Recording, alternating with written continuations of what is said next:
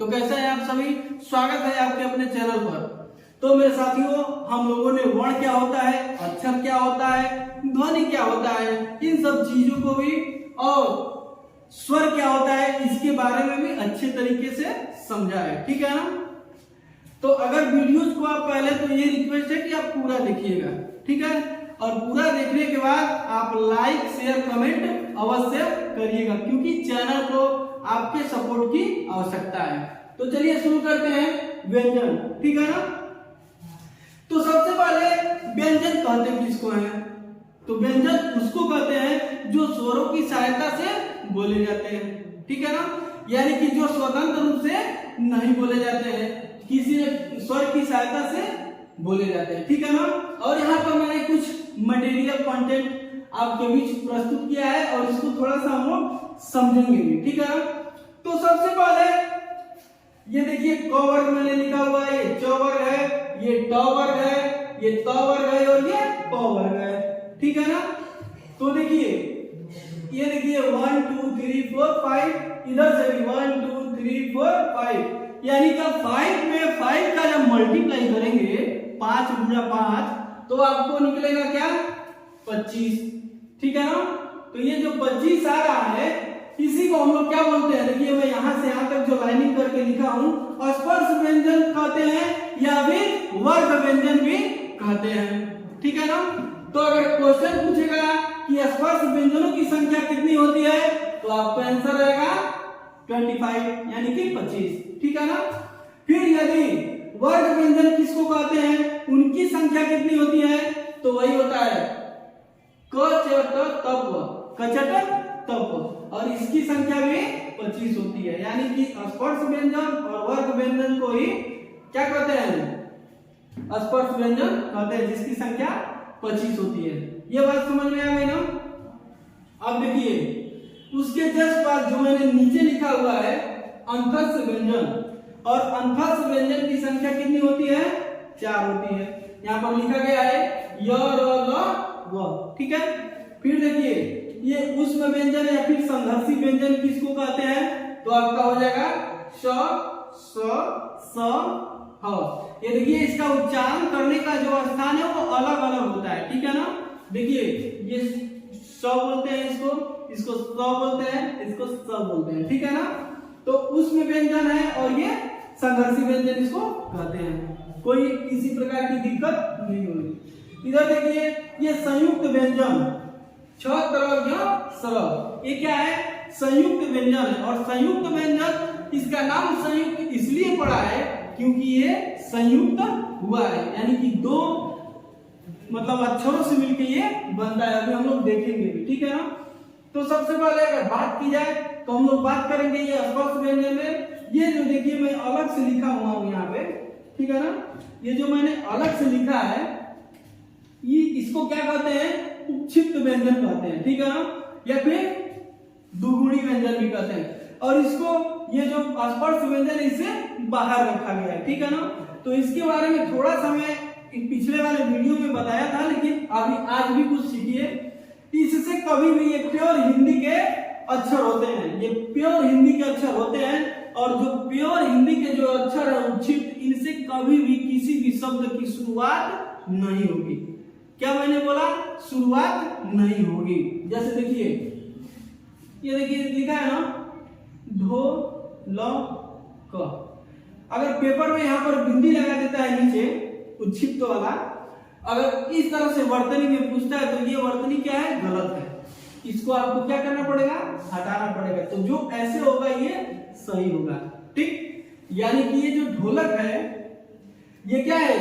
कभी भी इससे शुरुआत नहीं करते हैं, उपक्षिप्त व्यंजन से शुरुआत नहीं करते हैं। ठीक है? कि तो ये शब्द के बाद में मतलब अक्षर के किसी बाद में होगा या फिर लास्ट में होगा, मतलब पहले शुरुआत नहीं किया जाएगा। जैसे देखिए लेकिन एक शब्द और है, जैसे मान लीजिए दिया जाता है पंडित, तो पंडित ये सही है कि पंडित ये सही है?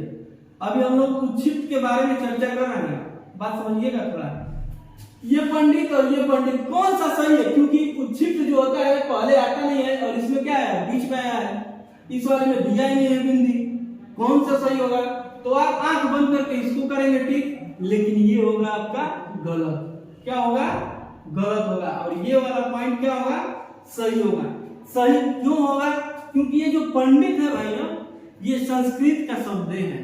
ये पूरा का पूरा जो पंडित है ये संस्कृत का शब्द है, और जो संस्कृत का शब्द है और ये प्योर हिंदी का शब्द है। तो जो हिंदी का प्योर है वो पंडित वाले में कैसे आ जाएगा, मतलब संस्कृत वाले में कैसे आएगा? तो ये वाला क्या हो जाएगा? सही हो जाएगा। इतना बात संक्षिप्त के बारे में आप लोग समझ गए होंगे, ठीक है ना? आगे बढ़ते हैं। देखिए आगे दिया है य र ल, इसको अंतर से व्यंजन कहते हैं। तो इसमें देखिए ये जो य है और ये जो व है, इसको क्या बोलते हैं? अभी इसको हम मिटाते हैं, ठीक है ना? अभी इसके बारे में जानते हैं हम लोग। य और व क्या है? ये अर्ध स्वर भी कहलाते हैं। है तो ये व्यंजन, लेकिन कहलाते हैं अर्ध स्वर भी। आइए जानते हैं कैसे, ठीक है? जैसे देखिए, ऐसे देखिएगा तो व के बारे में थोड़ा सा चर्चा हो जाए। देखिए भाई कैसे ये अर्ध स्वर कहलाता है। ये कौवा है ना, और ये भी एक क्या है? कौवा है। तो थोड़ा सा देखिए ना, ये जो हम लोग स्वर वाला कौवा लिखे हैं, तो कहीं कहीं आपको ये भी लिखा हुआ दिख रहा है और ये भी लिखा हुआ दिखता है। तो ये जो वा है ये आ का काम किया कि नहीं किया? ये जो वा है ये आ का काम किया कि नहीं किया? तो थोड़ा सा स्वर हुआ कि नहीं हुआ? तो अर्ध स्वर बोलने में क्या दिक्कत है? अब क्वेश्चन भी बनते हैं, ठीक है ना? आगे देखिए, ये वाला कॉन्सेप्ट समझ गए ना? तो ये वाले हम लोग समझ गए इस वाले को। अब इस वाले को समझते हैं, ये अर्ध स्वर क्यों है? देखिए ये दे दिया है मही लाइन, थोड़ा सा बात समझिएगा, और ये भी दे दिया है मही लाइन। तो देखिए ना जी, ये य है ये वाला, और ये ए है, ये व्यंजन वाला है और ये स्वर वाला है। तो धुन का देखिए ना उच्चारण एक जैसा हुआ कि नहीं हुआ? ये महिलाएं कहिए, अभी महिलाएं कहिए, तो ये अर्ध स्वर में आया कि नहीं आया? इसको हम लोगों ने समझ लिया ना। इसमें बहुत जादू है, ये अंतस वाले में ना बहुत जादू है। देखिए दो का समझ में आ गया ना, दो वाला स्वर और अर्ध स्वर वाला व्यंजन है। तो लेकिन अब देखिए इसको हम लोग समझ गए ना, तो इससे इसका अब हम लोग ये मिटा देते हैं। अब बात करते हैं हम लोग र की। तो र एक बार बोलिए ना, र। तो थोड़ा सा जीभ हमारी क्या कर रही है? प्रकंपित कर रही है कि नहीं कर रही है? तो इसको प्रकंपित व्यंजन भी कहते हैं। और जीभ हमारी थोड़ी सी मुड़ती भी है, इसलिए इसको लुंठित भी कहना गलत नहीं होगा। यानी कि कहेगा कि प्रकंपित और लुंठित व्यंजन किसको कहते हैं? तो मेरे भाई आप लोग टिक मारेंगे कि नहीं? रोपे बोलिए, मारेंगे कि नहीं? ठीक है, अब इसका भी काम खत्म हुआ ना। अब आइए हम लोग ल को देखते हैं। थोड़ा सा ल को बोलिएगा, ल। तो जैसे ही ल को हम लोग बोलते हैं, तो ये जो मूर्धन्य है हमारी जीभ का लास्ट वाला जो छोर है, जो हम बताए थे अग्र स्वर पक्ष, मतलब किस तरह से जीभ का 3 पार्ट बताए थे ना हमने। अगर नहीं आपने वीडियो देखा है तो आप जाइए डिस्क्रिप्शन बॉक्स में, और हिंदी से रिलेटेड 2 वीडियो पढ़ चुके हैं, ठीक है ना? तो उसको आप लोग देखिए और समझिए कि मैं क्या कह रहा हूँ, ठीक है? तो अभी समझिए कि जो ल है, बोलिए ना ल। तो जो ल हम बोल रहे हैं, तो ये वाला जो हमारा जीभ का अगला वाला पॉइंट है, अगला वाला अग्र वाला हिस्सा, वो जाके इसमें लड़ रहा है मूर्धन्य, यानी कि दांत के मूल हिस्से पे लड़ रहा है। और उसके बाद से इसका मतलब ध्वनि निकल रही है, किधर से? इस साइड से और इस साइड से। तो देखिए ना ल, यानी कि इधर से इधर से, यानी कि किनारे किनारे से, बगल बगल से। तो बगल बगल किनारे किनारे पास पास इसी को करते हैं पार्श्व व्यंजन। तो अब समझ में आया कि नहीं? पार्श्व व्यंजन किसको कहते हैं? ल को। यानी कि अंतस्थ व्यंजन का खेला जो था वो समाप्त हुआ कि नहीं हुआ? हो गया ना? चलिए अब हम लोग समझते हैं इस वाले को, ठीक है ना? तो देखिए इसको कहते हैं ऊष्म या फिर संघर्षी व्यंजन। इनकी संख्या कितनी होती है? 4 होती है। कितनी होती है? 4 होती है। ये स, स, ह, ये ऊष्म व्यंजन संघर्षी है, ठीक है ना? अब हम लोग बात करते हैं, इसको भी देखिए कहां कहां से बोला जाएगा, ठीक है ना? ये देखिए तालव्य वाला है, ये वाला आपका मूर्धन्य वाला है, और ये आपका दंत वाला है। स बोलिए ना, स। ये इस वाले स को बोलेंगे ना तो अपने दांत के हिस्से पे मारेंगे जीभ को, अगले वाले जीभ को, आगे वाले हिस्से को। इस वाले को मूर्धा भी मारेंगे और इसको चारों तरफ सटा लेंगे। तो इसको क्या हो गया? तालव्य हुआ ना, यानी तालु के ऊपर वाले तालु पे सटेगा, ठीक है ना? जीभ हमारी। तो इसका भी हम लोग, लेकिन इसको बहुत बढ़िया से समझेंगे जब हम पढ़ाएंगे स्वर तंत्रियों के आधार पर वर्णों के भेद, तो जिसमें हम लोग पढ़ेंगे अघोष पढ़ेंगे, घोष पढ़ेंगे, ठीक है। उसके बाद अपप्राण क्या होता है, महाप्राण क्या होता है, इनकी संख्याएं कितनी कितनी होती है। तो एक वीडियो मैं लेके आऊंगा जो 10 से 15 मिनट का रहेगा, वो बहुत ही बेहतर रहेगा, वो क्वेश्चन उससे बनता भी है। अब हम लोग बात करेंगे छत्र जस्र की। यह है आपका संयुक्त व्यंजन। संयुक्त कहा किसको गया है, जैसे आप लोग पढ़ते होंगे संयुक्त परिवार, तो संयुक्त परिवार का मतलब एक दो आदमी थोड़ी ना, चाहे एक दो लोगों से तो संयुक्त परिवार बनता नहीं है। अरे उसमें आपके पिताजी होंगे, पिताजी के भाई होंगे, उनके पिताजी होंगे, आप होंगे, तो ये संयुक्त परिवार होता है। ठीक उसी प्रकार से इस संयुक्त का नाम आते ही मतलब दो वर्णों से मिलके जरूर बना हुआ है। आइए यहाँ पर इसका हम लोग फालूदा बनाते हैं, ठीक है। तो देखिए छ को हम लोग जब तोड़ेंगे तो छ, इस क्लास आप वीडियो को क्यों देखेंगे हमारे, मैं ट्रिक बताऊंगा आपको, याद करा दूंगा, देखिए अभी याद आ जाएगा।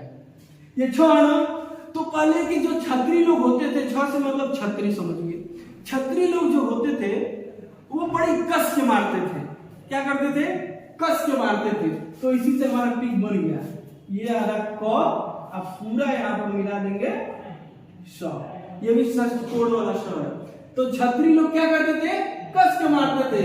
स वाला कौन, षष्ठ कोण वाला, समझ में नहीं आ गया। छ किससे मिलकर बना, आधा क और पूरा स से, षष्ठ कोण वाला, यानी छत्री लोग बढ़िया से कसते हैं इसे, तो वही ट्रिक हमारा आ गया कस, ठीक। अब देखिए त्र, इसमें भी एक ट्रिक छुपा है। त्र का मतलब होता है त्रिशूल, ठीक। और जब त्रिशूल को हम लोग ऐसे फेंकते हैं तो कहाँ जाता है, तोड़े जाता है, माने जमीन के नीचे, ठीक है ना। तो जमीन के जब नीचे जाता है तो तोड़े जाता है, तो आधा तो अब पूरा रो। अच्छा एक बार बोलिए ना, तोरो बोलिए ना, तोरो, तो इसमें नहीं आ रहा है कि तो भी आ रहा है, रो भी आ रहा है, ऐसे भी पकड़ सकते हैं। अब त्रिशूल वाली बात पीछे जाएगा, धसेगा तो तोड़े गया, ठीक। तो ये तोड़ हो गया, ठीक। अब ये देखिए ज्ञ, थोड़ा सा इसको समझा जाए, क्योंकि ये इसमें थोड़ा सा समझ में नहीं आता है कि हम क्या इसमें करें। ज्ञ वाले में देखिए ना, इसको मिटाइए, प्यार से मिटाइए। ये क्या हो गया, जो होगा ना, देखिएगा ज्ञ को मैं फलूदा बना रहा हूं, तो यहाँ पर हो जाएगा जो, अब प्लस हो जाएगा य, क्या होगा य, ठीक है ना। तो देखिए अब इसको यहाँ पर लिख दीजिए भाई, हम मिटाए थे तो वो तो समझने का एक ट्रिक था कि जो और य से मिलकर क्या बनता है, ज्ञ, ठीक है ना। तो अब आगे हम लोग देखते हैं स्र वाले को।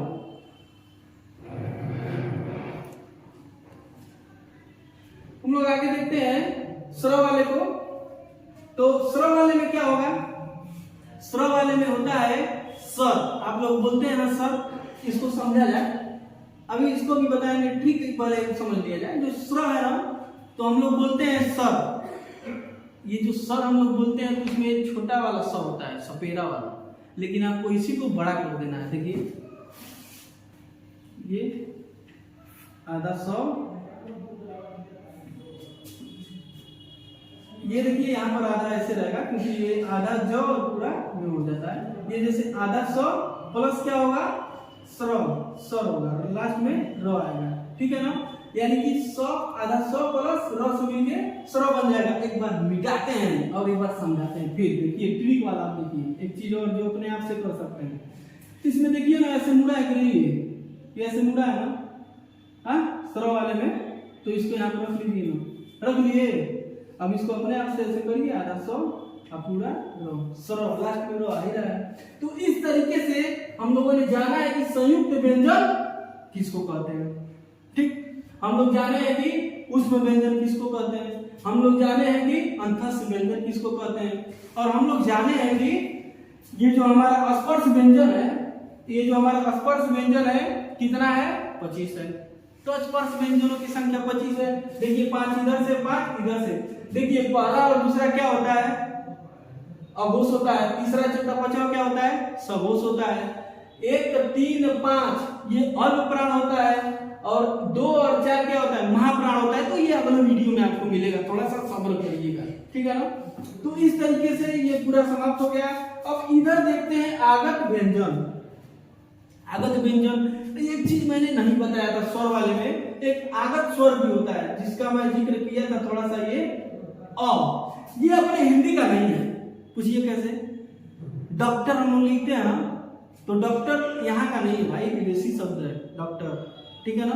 तो इस तरीके से जिसमें जैसे आवर्स होता है ना, आवर्स घंटे को जो बोलते हैं, ऑनर बोलते हैं ना, ऑनर का मतलब सम्मानित ऐसे कर सकते हैं। तो ये अ जो है ना, ये आगत स्वर है। तो अगर दे देगा कि निम्नलिखित में से बताइए कि आगत स्वर कौन सा है, तो उसमें अ भी देगा, ठीक है, उसमें आ भी दे देगा, और उसमें घुमाने के लिए ये वाला अ देगा। तो इसको आपको टिक मारना ही मारना है, ठीक। तो उसी तरीके से आगत व्यंजन की बात की जाए तो देखिए यहाँ पर क पर ये क्या है, नुक्ता है, फिर ख, इसको देखिए कैसे बोलते हैं, ख क ख, थोड़ा सा मुख के अंदर से घुला मिला के बोलते हैं इसको। देखिए क, इसको बोलते हैं ख, इसको बोलते हैं क, इसको बोलते हैं ज, इसको बोलते हैं फ, ज फ, ठीक है ना। तो जैसे देखिए गजल, फजल, ये सब चीज आ रहा है ना। इसको मैंने इसलिए रेड किया हुआ है क्योंकि इसी का प्रयोग ज्यादा होता है।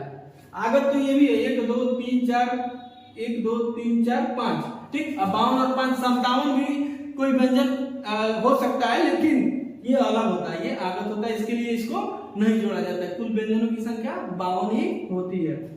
आगत व्यंजन ये हो गया ना।